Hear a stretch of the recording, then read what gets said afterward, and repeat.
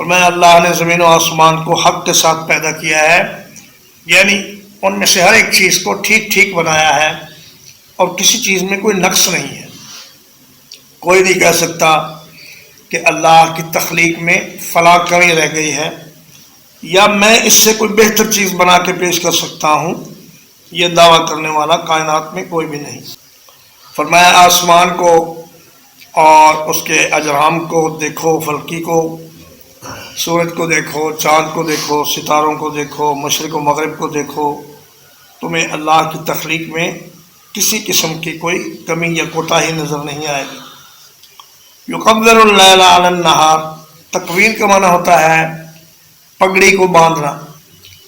تکویر الامامہ اسے کہتے ہیں سر پر پگڑی کو باندھنا، اور جیسے پگڑی کے پیچ ایک دوسرے کے اوپر چڑھ جاتے ہیں اور نیچے والے پیچ چھپ جاتے ہیں،